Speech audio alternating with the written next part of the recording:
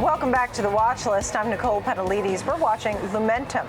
Lumentum stock is up 13% this month after reporting earnings earlier this month, and it's a closing and acquisition, Cloudlight. We want to hear all about that. Alan Lowe is with us, President and CEO of Lumentum, joining us right now. Thank you so much for being with us. I do want to get to the acquisition. When we think about some of the key financial metrics exceeding the mid-level guidance of the analysts, what went right in the latest quarter?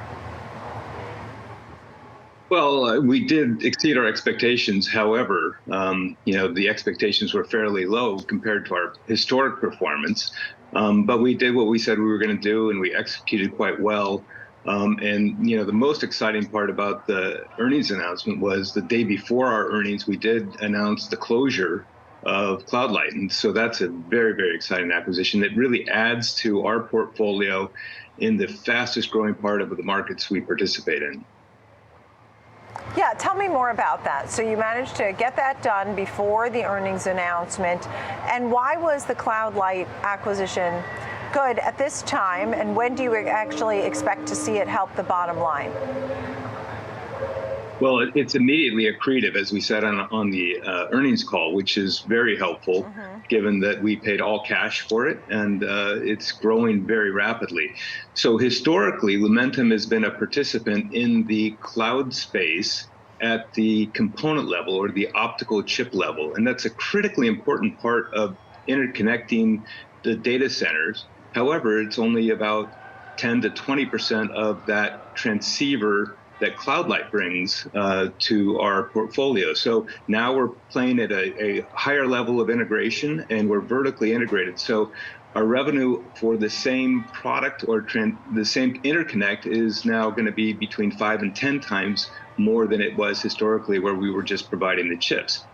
Added to that is this really explosive growth of artificial intelligence and machine learning, which connecting all the GPUs and memory is really growing the interconnects even faster. So we're seeing that the growth of data center interconnect and the transceivers that connect all of these GPUs and memory and et cetera really is going to grow faster than 30% CAGR, which is extraordinary. And we're in this sweet spot of the very highest speed transceivers that the customers and the cloud operators really need and want from us. Faster time, you talk about the growth instead of a 10% or 20% in this component area, much higher level integration, 5 times plus in that area. So it really does put your company in a stronger position, and as you said, immediately accretive. So tell me more about the data centers and these cloud data center operators, and how exactly, an example, this would all be used.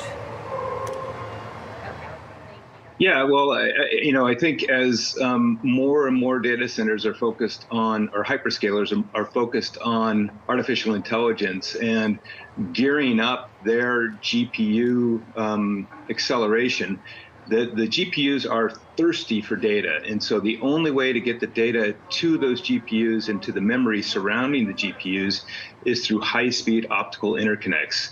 And so we provide those very high-speed optical interconnects that really allow those GPUs to not go idle. And that's critically important when these hyperscalers are spending so much money on providing their customers with artificial intelligence and machine learning applications. And so we're at the very early stages today of those deployments, and they're really going to fuel the optical interconnects, because copper interconnects don't have the speed and latency requirements that the GPUs and artificial intelligence really need for now and into the future. I'm sure you were extremely excited to have this happen, because basically you put this to work, it's immediately accretive. You're already seeing some of the benefits of making this acquisition. You're growing through this acquisition rather than just growing organically. And so will you continue to make more acquisitions in 2024 to do it this way? Because particularly as you talked about AI growth and machine learning, are you going to need more to, basically suffice and keep the customers even happier than they are at this point? Well, I think our first priority today is to integrate the Cloudlight acquisition, proliferate our products to other cloud operators, and really grow that business quite rapidly. We always have a funnel of acquisitions we're looking at, but our priority today is to make sure that we continue to grow that transceiver business and grow it faster than the market. And we think we're in a great position to be able to do that, as the Cloudlight products are really leading edge and they have a track record of really executing on the best, fastest, most reliable transceivers in the industry. So it is a very exciting time for us.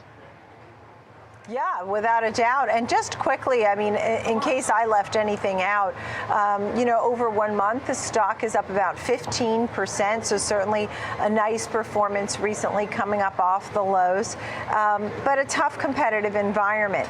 As we leave it here and you see the growth that you have seen exceeding expectations, a final thought as we look into 2024 for Lumentum.